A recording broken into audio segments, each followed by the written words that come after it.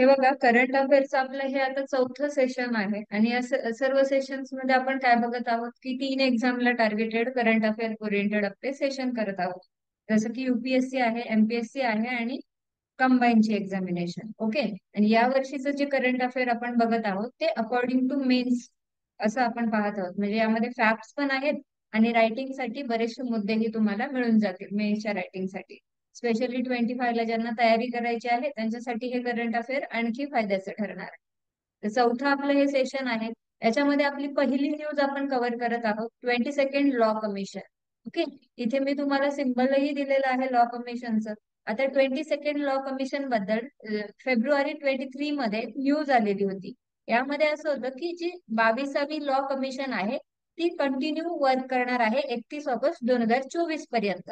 आणि हे डिक्लेरेशन आपल्याला दिलेलं आहे आपले पीएम नरेंद्र मोदी यांनी. ओके. ज्यांनी युनियन कॅबिनेटची मीटिंग झाली ज्याच्यामध्ये ते चेअरपर्सन म्हणून त्यांनी वर्क केलं आणि तेव्हाच त्यांनी काय केलं, डिक्लेअरही केलं. आता हा जो टेन्युअर असणार होता 22व्या लॉ कमिशनचा जनरली जो टेन्युअर एंड होत होता तो फेब्रुवारी 2023 मध्ये. ओके. 25 फेब 2023. ऋतुराज अवस्थी यांनी काय केलेलं आहे ऍज अ चेअरपर्सन म्हणून 22nd लॉ कमिशनचा चार्ज घेतलेला आहे. आणि तो चार्ज कधी घेतलेला? November 9, 2022. ओके. 9 नोव्हेंबर 2022 ला ऋतुराज अवस्थी यांनी काय केलेलं आहे, चार्ज घेतलेला आहे 22nd लॉ कमिशनचा. आता याच्यावर क्वेश्चन बरेचसे जनरेट होऊ शकतात आणि अशा कमिशन्सवर फायनान्स कमिशनवर मोस्टली बऱ्याचदा क्वेश्चन राज्यसेवा कंबाईन या एक्झामला आलेले आहेत. ओके. नेमकं लॉ कमिशन काय आहे ते आधी समजूयात आपण आणि मग क्वेश्चन आन्सर सेशन करूया. आता लॉ कमिशन जी आहे इंडियामधली ती एक नॉन स्टॅट्युटरी बॉडी आहे. Non statutory body that means काय, ही कोणत्या कायद्याने तयार झालेली बॉडी नाहीये. ओके. ही एक एक्झिक्युटिव्ह बॉडी आहे गव्हर्नमेंट ऑफ इंडियाने जी इस्टॅब्लिश केलेली आहे. एक्झिक्युटिव्ह बॉडीचा अर्थ काय होतो की काही ती रिपोर्ट इस्टॅब्लिश करणार किंवा काही रेफरन्सेस रिकमेंडेशन्स देणार आणि ऍक्च्युअल वर्क त्याच्यावर झालेला आपल्याला दिसेल. आणि 2024 मध्ये त्यांनी एक रिपोर्टही काय केलेला आहे आफ्टर पॅन्डेमिक जाहीर केलेला आहे कोविड-19 वरचा. सो तोही आपल्याला याच्यामध्ये कव्हर करायचा आहे. हे आहे एक्झिक्युटिव्ह बॉडीचं work. Okay. Law commission has submitted 277 reports. आता 277 रिपोर्ट काय केलेले आहेत आतापर्यंत त्यांनी सबमिट केलेले आहेत. हे अकॉर्डिंग टू डेटा कोणता? 2023. जर 2023च्या अनुषंगाने क्वेश्चन आला की बाबा किती रिपोर्ट सबमिट केलेले आहेत तर आपण काय सांगणार? 277. आणि 2024 आत्ताच जे चालू आहे फेब पर्यंत त्यांचे बरेचसे इतर रिपोर्ट सुद्धा काय झालेले आहेत, वाढलेले आहेत. ते आपल्याला पुढे कंटिन्यू पाहायचे. ही एक ऍडवायझरी बॉडी आहे ministry of law and justice साठी. ओके. मिनिस्ट्री ऑफ लॉ ला काय करण्याचं काम करते? ऍडवाइस देण्याचं काम करते ही बॉडी. फंक्शन तिचं आहे to research and advise on legal reforms. जसं आपण बघितलं की बऱ्याचशा कमिटी कमिशन बरोबर की इस्टॅब्लिश होतात इंडियामध्ये. का? बदलत्या सिच्युएशन नुसार काही बदलत्या प्रोव्हिजन सुद्धा करण्याची गरज असते, कायद्यांमध्ये बदल करण्याची गरज असते. बरेचसे इतर क्षेत्र विस्तारत चाललेले आहेत बरोबर की नाही. म्हणजे जे पूर्णपणे सोसायटीचे आयाम आहेत ते इन्हान्स होत आहेत आणि त्याच्यानुसार आपल्याला काय करावे लागतात, कमिटीज आणि कमिशन इस्टॅब्लिश करावे लागतात. त्यांना पर्टिक्युलर काम द्यावं लागतं आणि त्याच्यानुसार ते काय करतात, रिपोर्ट देत असतात आपल्याला. आता याचं फंक्शन काय आहे? Research and advise on legal reforms. Legal reforms म्हणजे काय? आता आपल्याकडे जे कायदे आहेत अगदी स्वातंत्र्य पूर्वीपासूनचे जे कायदे होते ते सुद्धा कंटिन्युएशन मध्ये आहेत बरेचसे. मग त्यांच्यामध्ये अमेंडमेंट्स होतात, चेंजेस होतात आणि नवीन कायदे काय होतात, तयार होतात. म्हणजेच काय, एक अपडेशन करणं, रिफॉर्म आणणं झालं की नाही. सो असे रिफॉर्म करण्याचं काम कोण करतं? लिगल रिफॉर्मचं काम ही लॉ कमिशन करते. ओके. फर्स्ट इस्टॅब्लिश झालेली आहे ही 1834 ला. त्यावेळेस लॉर्ड मेकॉले हे कोण होते? प्रेसिडेंट होते. कधी? 1834. म्हणजे बघा आताच आपण बोललो की बिफोर इंडिपेंडन्स बरेचसे कायदे आणि इन्स्टिट्यूशन आजही भारतात वर्क करतात. त्यापैकी ही लॉ कमिशन आहे, आरबीआय आहे, सुप्रीम कोर्ट आहे. म्हणजे एवढ्या मोठ्या ह्या काय आहेत, संस्था आहेत ज्या आपल्याकडे इस्टॅब्लिश झाल्या कधी? बिफोर इंडिपेंडन्स आणि अजूनही काय करतायत, काम करतायत. म्हणून तुम्ही पॉलिटीमध्ये हिस्टॉरिकल बॅकग्राऊंड पाहत असाल. कॉन्स्टिट्यूशन सुरुवात होण्यापूर्वीचा काही इतिहास आहे तो तुम्ही स्टडी करत असाल बरोबर की नाही. सो ही फर्स्ट इस्टॅब्लिश झाली आहे 1834 मध्ये प्रेसिडेंट लॉर्ड मेकॉले यांच्या अध्यक्षतेखाली. ओके. इस्टॅब्लिश आफ्टर इंडिपेंडन्स, पुन्हा मग ती इंडिपेंडन्स नंतर इस्टॅब्लिश झाली, कारण भारताला स्वातंत्र्य मिळालं 47ला, आणि त्याच्यानंतर बरेचसे चेंजेस आपण करून घेतले. तर 1955ला पुन्हा ही रिइस्टॅब्लिशमेंट म्हणू शकतो आपण तिची, 1955ला झाली. आणि चेअरपर्सन होते MC सेटलवाड. ओके. कंपोजिशन कसं असतं लॉ कमिशनचं तेही एकदा बघून घेऊयात.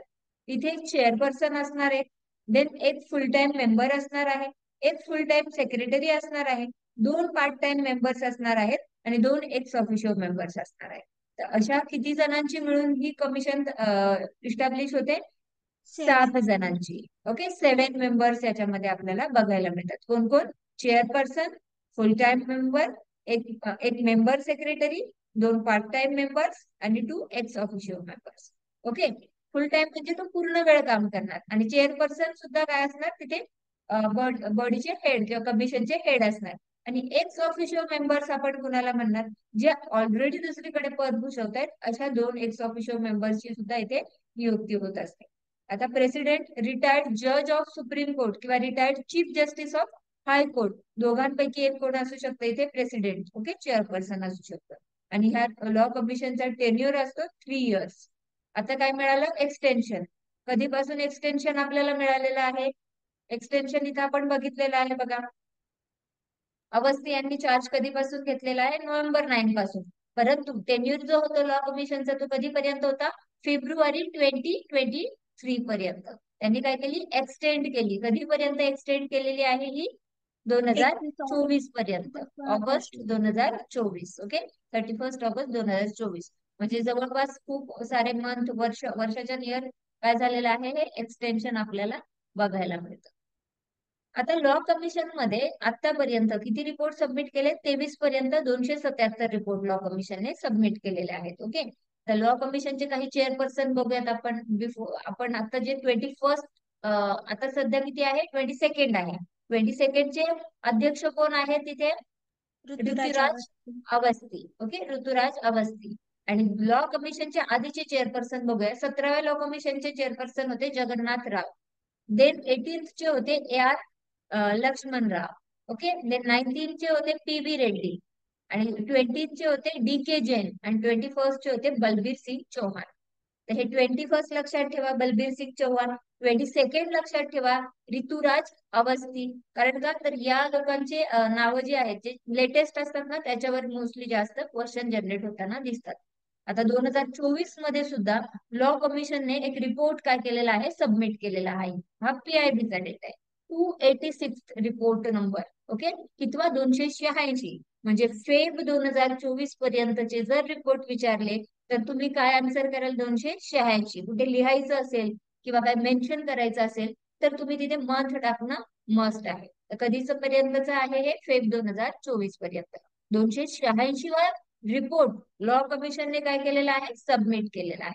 आणि रिपोर्टचं टायटल होतं a comprehensive review of epidemic diseases act 1897. 1897चा काय आहे? हा कायदा आहे, आणि त्याच्यामध्ये रिफॉर्म यावेत म्हणून लॉ कमिशनने काय केलं? 286 वा रिपोर्ट इस्टॅब्लिश केला किंवा सबमिट केला. कोणाला? गव्हर्नमेंट ऑफ इंडियाकडे देणार ही रिपोर्ट. ओके. तर या रिपोर्ट मध्ये नेमकं कशाविषयी माहिती होती तीही आपण बघूया. COVID-19च्या पॅन्डेमिकला याच्यामध्ये हायलाइट केलेल्या आहेत त्या ज्या लिमिटेशन्स होत्या लिगल फ्रेमवर्क मध्ये, आणि त्याच्यामुळे पूर्ण भारताच्या आरोग्यावर काय परिणाम झाले त्यांच्याविषयीची थोडीफार माहिती याच्यामध्ये दिलेली होती. ओके. तर हा इमिजिएट रिस्पॉन्स होता आफ्टर COVID-19, आणि त्याच्यासाठी आपण बघितलं की ही एक पॅन्डेमिक होती, आणि पॅन्डेमिक हे नॅचरल डिझास्टर मध्ये पण इन्क्लूड होऊ शकतं की नाही? पण biological disaster it is part of biological disaster. So disaster साठी कोणता कायदा वर्क करतो हे आपण मागच्या सेशन्स मध्ये पण बघितले. DMF act 2005.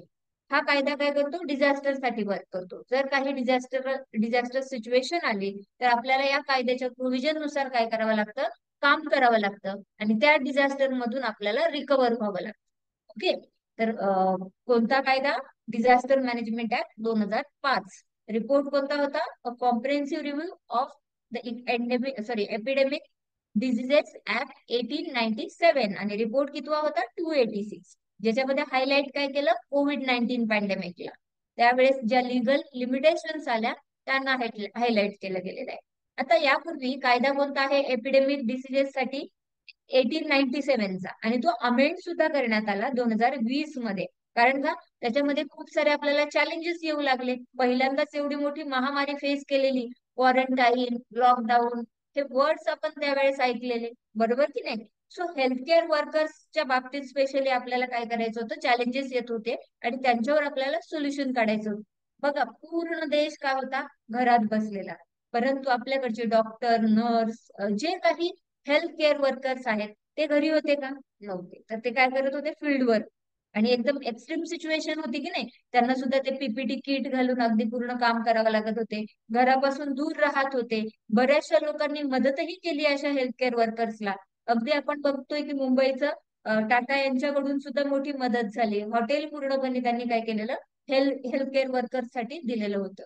आता हे फ्युचर आउटब्रेक जर झालं एपिडेमिक्सचं, तर पॉसिबिलिटी काय होती की एक ग्लोबलाइज वर्ल्ड जे आहे, पूर्ण ग्लोबला काय करेल, हे हार्म पोहोचवेल, अशी आपल्याला कंडिशन बघायला मिळत होती.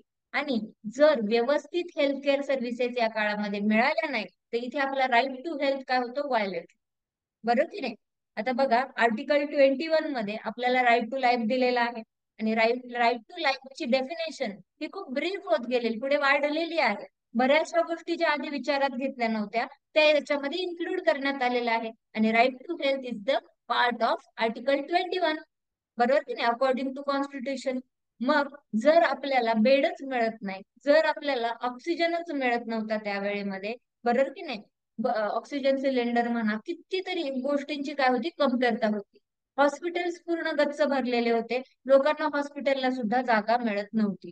मग अशा कंडिशन मध्ये आपला राईट टू हेल्थ व्हायलेट झाला की नाही, मग याच्यामध्ये रिफॉर्म येणं सुद्धा काय होतं, गरजेचं होतं. ओके. जे एक्झिस्टिंग लेजिस्लेशन आहे ते काय करत नाहीये, पूर्ण तरतूद करत नाहीये, कंटेनमेंट म्हणजे काय, पूर्णतः तरतूद करत नाहीये किंवा प्रॉपर फ्युचर एपिडेमिक्सला मॅनेज करू शकणार नाहीये. याच्यासाठी तुम्ही काय करा, रिफॉर्म आणा, या कायद्यामध्ये बदल करा. 2020 ला पण आपण बघितले बदल केलेत, त्याला आणखी काय केलं पाहिजे, एक्सपांड केलं पाहिजे. ओके. लॉ कमिशनने रिकमेंड केलं की जो एक्झिस्टिंग लॉ आहे त्याला काय करा, नवीन कॉम्प्रिहेन्सिव्ह लेजिस्लेशन मध्ये इनॅक्ट करा. म्हणजेच जो कधीचा कायदा होता, 1897चा एपिडेमिक डिझीज ऍक्ट होता, तो अमेंड केला गेला होता 2020 ला. त्याच्यामध्ये आणखी काय करा, चेंजेस करा, जेणेकरून फ्युचर एपिडेमिक जर काही झालं तर आपण काय करू शकू, तोंड देऊ शकू.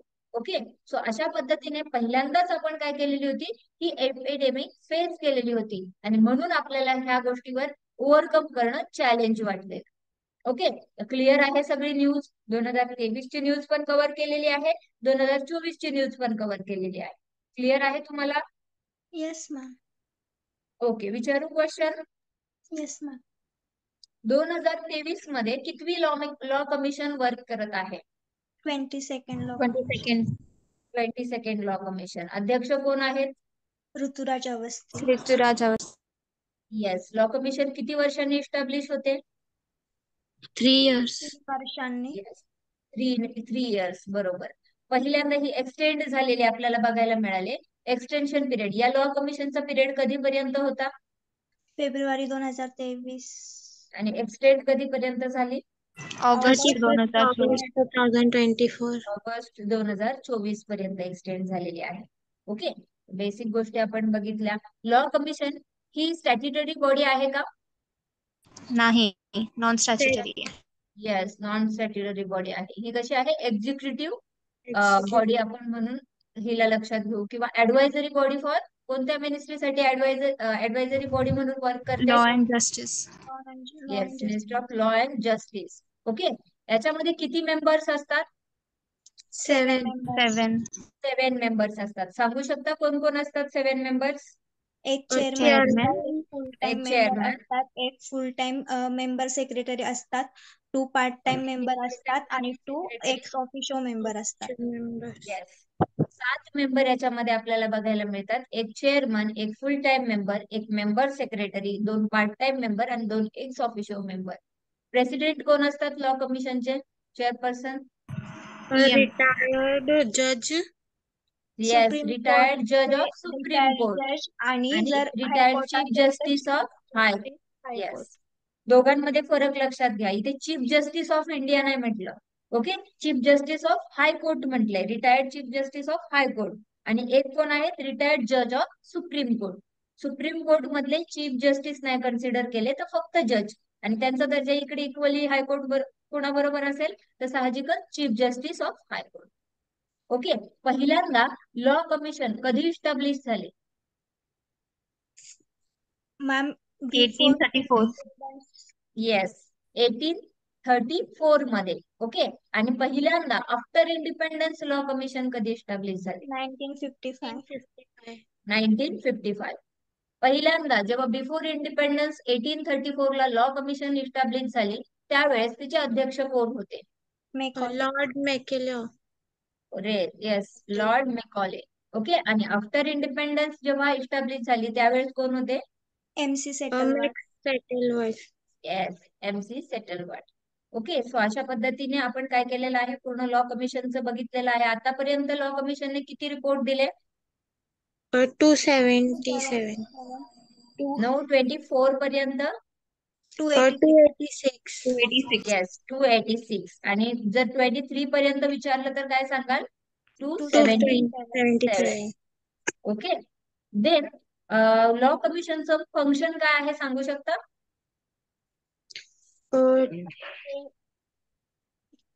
मिनिस्ट्री लॉ आहे. कमिशनचं फंक्शन काय आहे?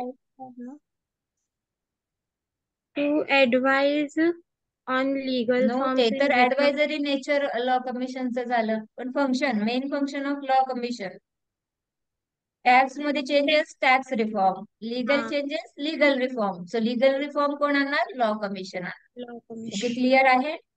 Yes, ma'am. ओके, आता लॉ कमिशनचे चेअरपर्सन, 22nd लॉ कमिशनचे चेअरपर्सन कोण आहेत? ऋतुराज जोशी. ओके, बरोबर. आणि 21st जी लॉ कमिशन आहे तिची कोण होते? बलबीर सिंग. चौहान. ओके, क्लिअर आहे? आता समजा जे पॅन्डेमिक आलं, 286वा रिपोर्ट जो लॉ कमिशनने आपल्याला दिलेला आहे त्या रिपोर्टचं टायटल काय होतं? A comprehensive review of epidemic Disease Act. Comprehensive review of the epidemic disease Disease act. Act कधीचा? 1897. 1897. Very true.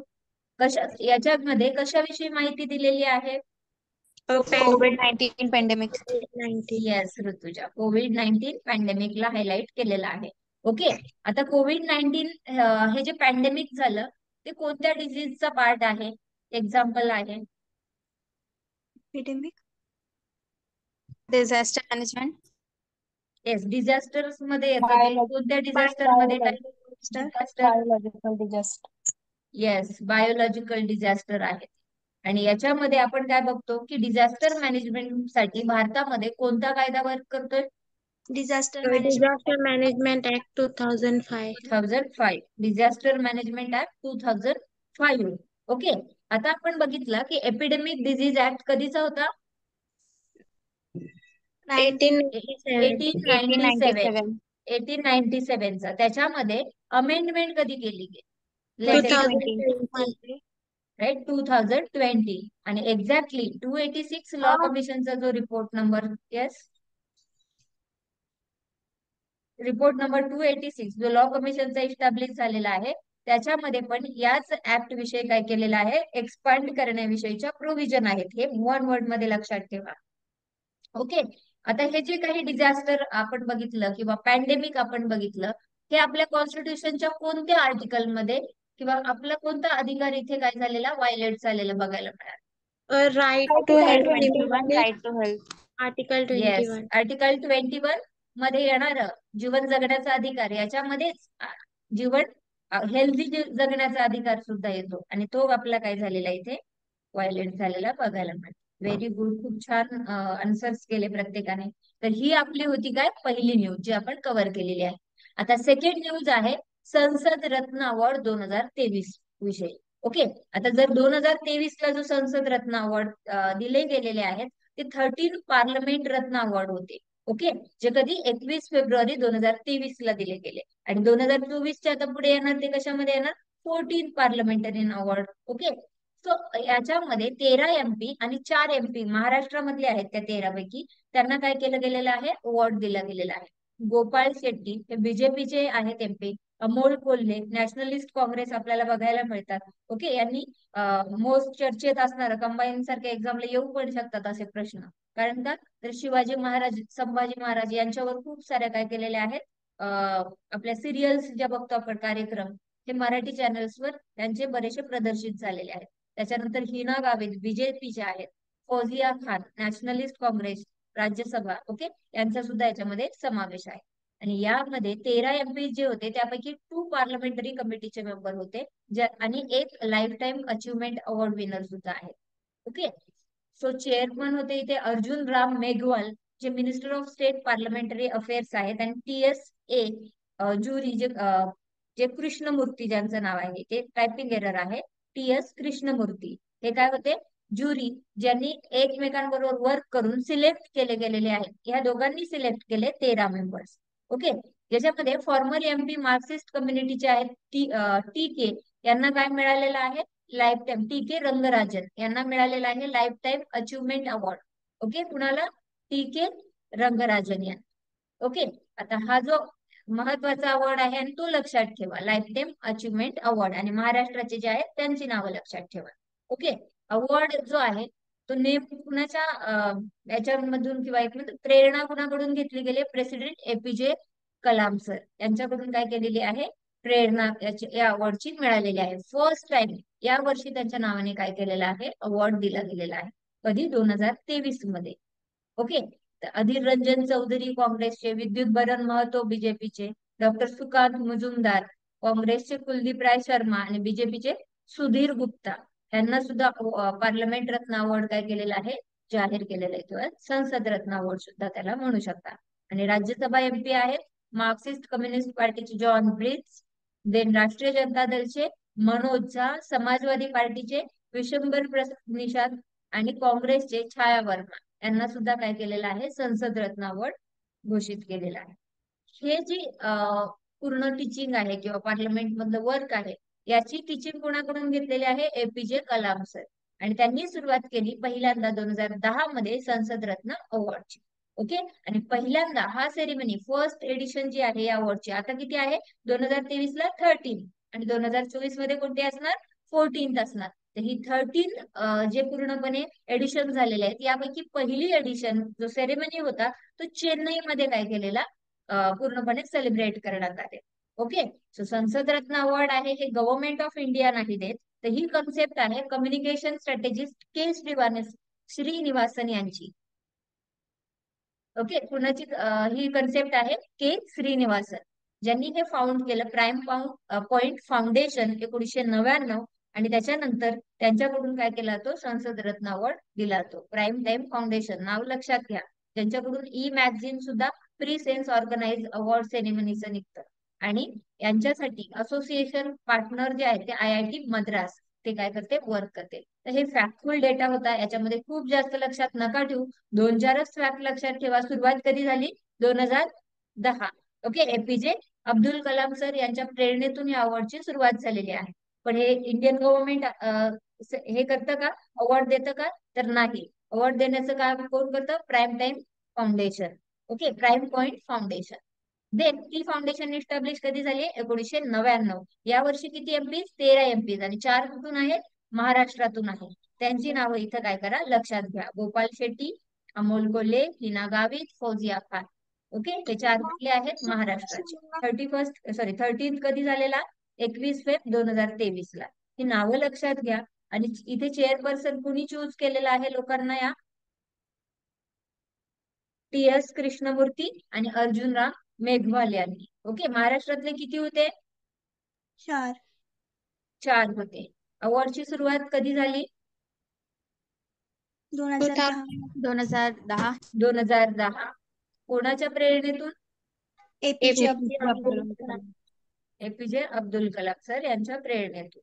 ओके, सो अशा पद्धतीने या बेसिक गोष्टी, आणि लाईफ टाइम अचिव्हमेंट अवॉर्ड याच्यामध्ये कुणाला मिळालेला आहे, Marxist communist TK Rangarajan. Yes, TK Rangarajan यांना काय मिळालेलं आहे, लाईफ टाईम अचीवमेंट अवॉर्ड मिळालेला आहे. ओके, सो हे महत्वाचे फॅक्ट आहेत, तेवढ्याच लक्षात ठेवा. अवॉर्ड गव्हर्नमेंट देतं का? नाही. नाही. प्राईम पॉईंट फाउंडेशन देतं, जी इस्टॅब्लिश कधी झाली आहे? 1999 ला. ओके, आणि हे अवॉर्ड लॉन्च होतात कुणाच्या असोसिएशनने? IIT मद्रास यांच्या IIT असोसिएशन. मद्रास. ओके, ह्या बेसिक फॅक्ट फक्त लक्षात ठेवा. त्याच्यानंतर आहे वर्ल्ड इकॉनॉमिक फोरम कॉन्फरन्स 2023. ही सेकंड न्यूज आपण कव्हर केली, आणि आता काय आहे? Third news, world economic forum conference 2023. इथे मी तुम्हाला एक पिक्चरही दिलेला आहे, जे कुठे ऑब्वियस घडलेले आहे? दावोस येथे. ओके, लोकेशन होतं दावोस, स्वित्झर्लंड येथे. कालावधी जो होता किंवा पिरियड जो होता तो 16 to 20 जानेवारी 2023, आणि 53rd एडिशन आहे कसली? या वर्ल्ड इकॉनॉमिक फोरम कॉन्फरन्सची. आणि थीम होती cooperation in a fragmented world. खूप छान थीम आहे. या थीम मधून खूप काही शिकण्यासारखं पण आपल्याला आहे. बघा, location Davos, Switzerland. Period 16 to 20 Jan 2023. Edition 53rd. Okay, theme होती कॉपरेशन इन फ्रॅगमेंटेड वर्ल्ड. ह्या 4 गोष्टी लक्षात ठेवा. आता आपण बघतोय की जग काय झालेलं आहे? तुकड्यात विभागलेलं आपल्याला बघायला मिळतं. आणि आपण तर याच्यासाठी वसुधैव कुटुंबकम कधीपासून? आपण अगदी एन्शियंट काळापासून आपण फॉलो करतोय.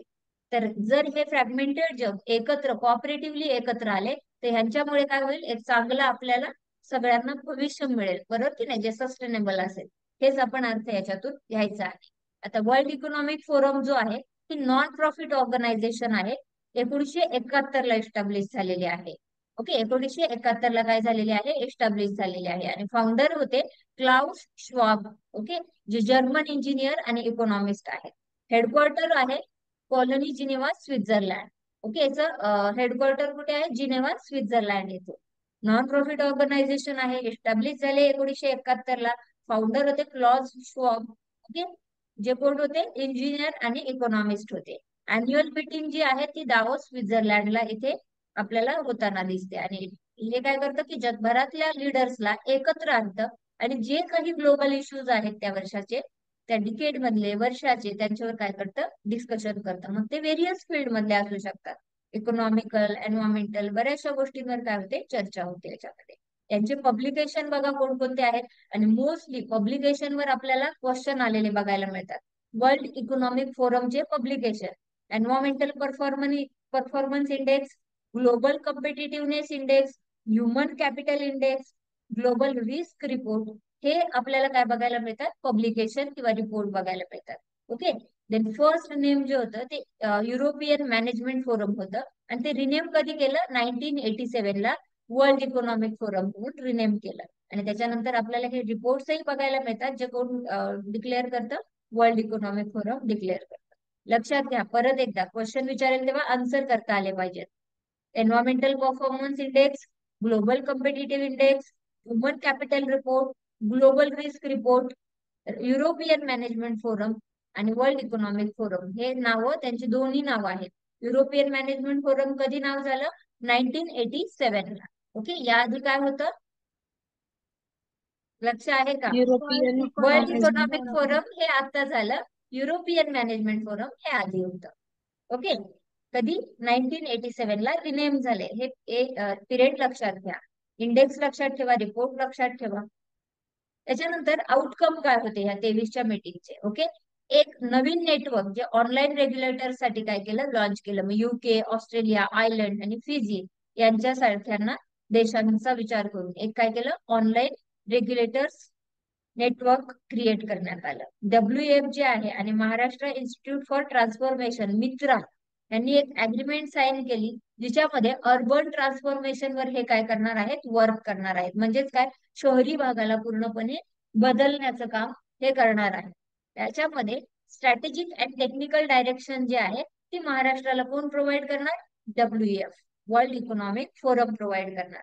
WEF लॉन्च झाली, त्यांनी आपली फर्स्ट थीमॅटिक सेंटर लॉन्च केलं हेल्थ केअर आणि लाईफ सायन्स साठी तेलंगणा. हैदराबादचं आपण बघितलेलं की नाही? ही न्यूज सुद्धा आपण कव्हर केली आहे की नाही? Thematic centre for health care and life science तेलंगणामध्ये.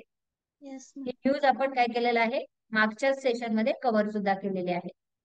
A global battery alliance has also been launched, facilitate the rapid scaling of sustainable and responsible battery value chains. Okay, यांनी सुद्धा काय केलेलं आहे, ग्लोबल बॅटरी अलायन्स जे launch झालेलं आहे त्यांनी फॅसिलिटेट करण्यासाठी काय केलेलं आहे, सस्टेनेबल मॅनरने वर्क करण्याची एक चेन क्रिएट केलेली आहे. आता giving to earth amplify earth action, ज्याला GAEA म्हणून ओळखतात, ते WEF ने काय केलेलं आहे, लॉन्च केलेलं इनिशिएटिव्ह आहे, जे जवळपास $3 ट्रिलियन अॅन्युअली फंडिंग प्रोव्हाइड करणार आहे नेट झिरो साठी 2050 पर्यंत. त्याच्यातून काय क्रिएट करण्यात येणार आहे, GAEA. हे तुम्ही एन्व्हायरमेंट मध्ये मेन्शन करू शकता आणि याचा तुम्हाला चांगलेच मार्क्स मिळू शकतात. वर्ल्ड इकॉनॉमिक फोरमचं हे इनिशिएटिव्ह आहे, ज्याच्यातून $3 ट्रिलियन हे काय केले जाणार आहेत, फंड रेज केले जाणार आहेत. कशासाठी, नेट झिरो गोल्स अचीव्ह करण्यासाठी 2050. कार्बन आपला कमी करण्यासाठी, जे पोल्युशन होते त्याच्यावर आपल्याला ओव्हरकम करण्यासाठी हे फंड्स काय आहेत, गरजेचे आहेत, जे रिड्यूस करेल एन्व्हायरमेंटल डॅमेज आणि रिस्टोर करेल बायोडायव्हर्सिटीला. ओके, त्याच्यासाठी किती $3 ट्रिलियन. कशा थ्रू, या इनिशिएटिव्ह थ्रू. इनिशिएटिव्ह कोणता, giving to amplify earth action. Okay, हा फंड जो आहे तो मोबिलाइज होणार आहे public private philanthropic partnership through. Okay, याच्यामध्ये काय असणार आहे, पब्लिक प्रायव्हेट पार्टनरशिप पण वर्ल्ड वाईड असणार आहे, म्हणून 4PP असं लक्षात घ्या. ओके, आपल्याकडे जी देशांतर्गत पब्लिक प्रायव्हेट पार्टनरशिप, ज्याला आपण काय ओळखतो, PPP, आणि ही काय आहे, 4Ps आहे. ओके, देन आणखी एक इनिशिएटिव्ह याच्यामध्ये घेतला गेला, fire aid initiative. Okay, world economic forum conference 2023 याच्याबद्दल क्वेश्चन विचारते, कुठे झालं ही डाओस कॉन्फरन्स, कुठे झाली, स्वित्झर्लंड. दावोस कुठे आहे ते, स्वित्झर्लंड. स्वित्झर्लंड येथे. ओके, लोकेशन होतं दावोस, स्वित्झर्लंड. पिरियड काय होता, जानेवारी 2023, 16 ते 20 जानेवारी 2023, 23. एडिशन कितवा होता, 53. आणि थीम काय होती, Cooperation in fragmented world. Yes, cooperation in fragmentated world. Okay, then world economic forum हे इस्टॅब्लिश कधी झालेलं आहे, 1971. 1971 मध्ये. फाउंडर कोण होते, Klaus Schwab. क्लॉज शॉब. ओके, जे इंजिनियर आणि काय होते, इकॉनॉमिक्स. Okay, Economy. हेडक्वार्टर कुठे आहे याचं, Geneva, Switzerland. Switzerland. Geneva, Switzerland येथे. ओके, अॅन्युअल मीटिंग कुठे होते, Davos, स्वित्झर्लंडला झाली. ओके, जगभरातले लीडर इथे एकत्र येतात. आणि याचं आधीचं नाव काय होतं, European Economic management forum, European management forum हे नाव होतं. कधी बदललं, 1987. 1987. 1987 ला बदललं. पब्लिकेशन्स कोणकोणते आहेत, Human index. Human Human Global Risk Report. हे बघा समोर आहेत तुमच्या report, human capital report, global risk report. हे Risk दोन report. रिपोर्ट लक्षात घ्या. रिपोर्ट किती, human capital report, global risk report. Global Risk index कोणकोणते आहेत, environmental performance index, global competitiveness index. Index कोणत्या, दोन, environmental performance index, global competitiveness index. Report कोणते, human capital report, global risk report. एवढं fact लक्षात घ्या.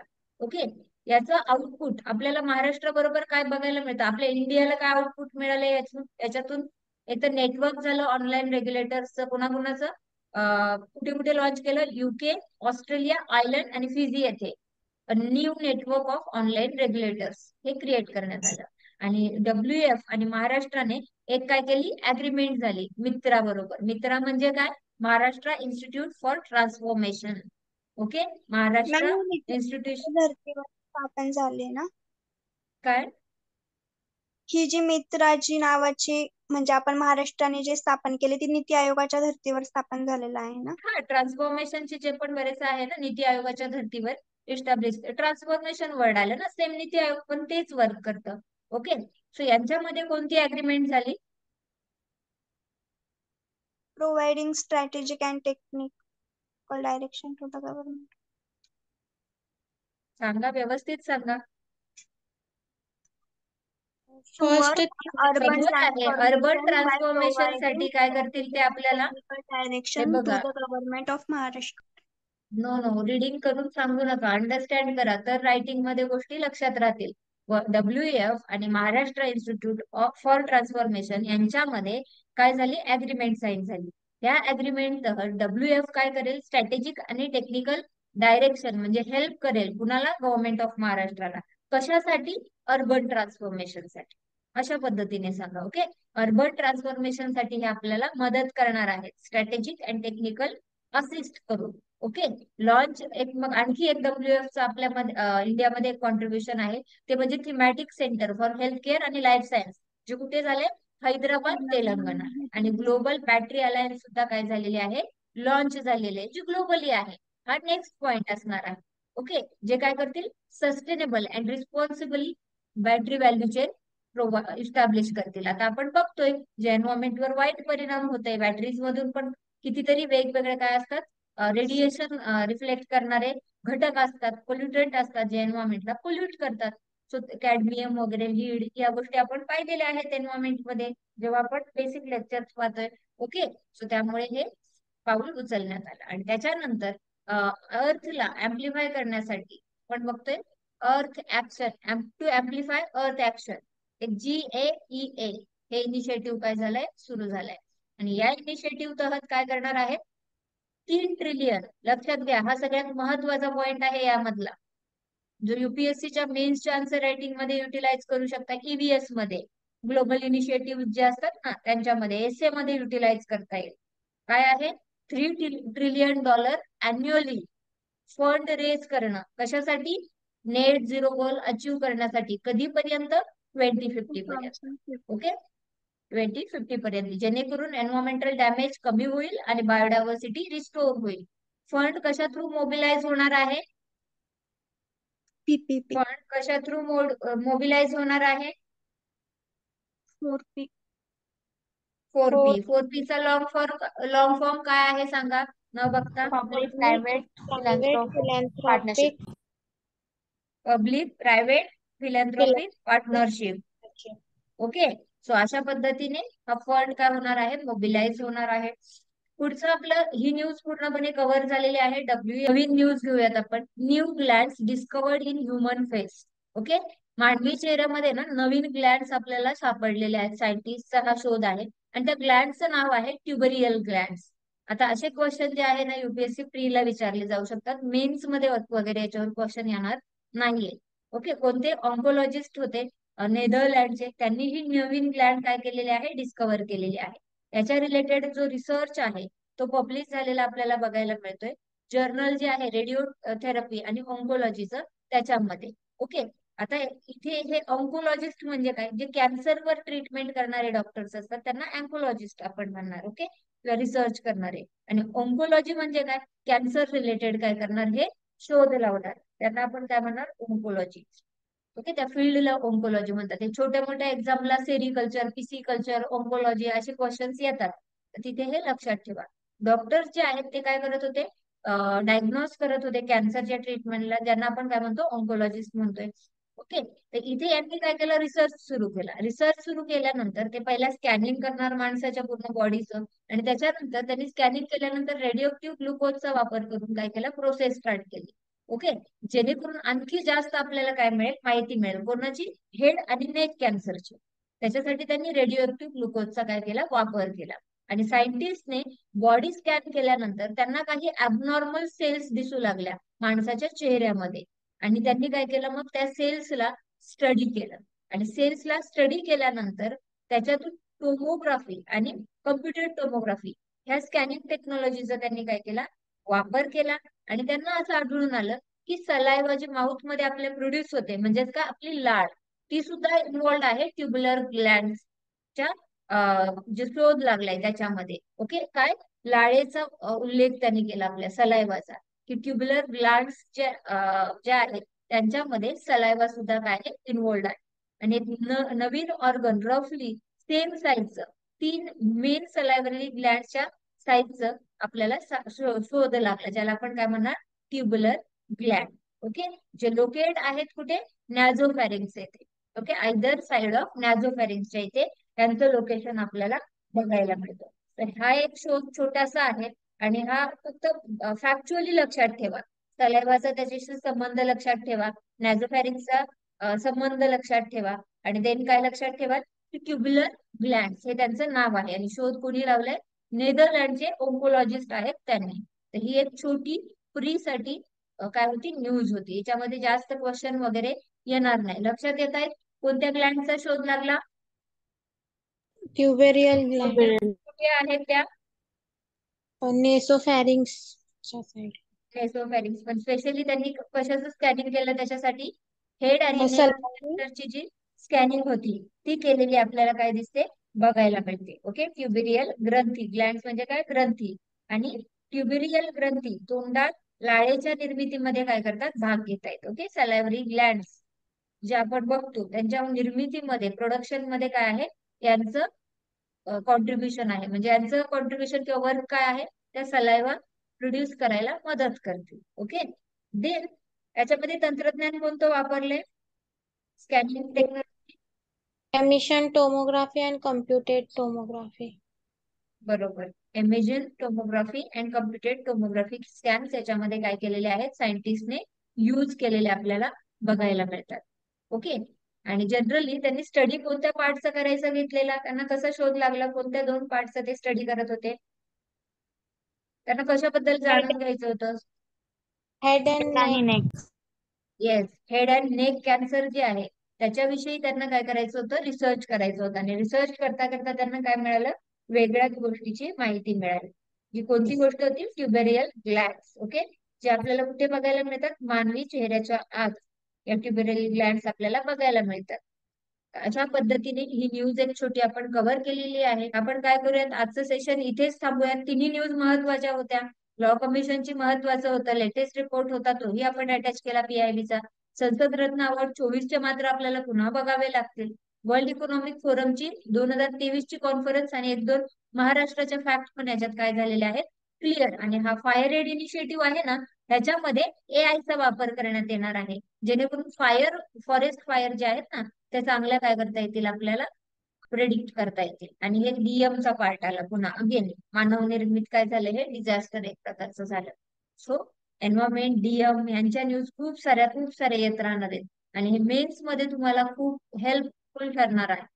Okay, थांबायचं मग इथे आपण, थांबायचं. Yes ma'am. Yes ma'am. Thank you so much for your participation and cooperation. जय हिंद, जय भारत.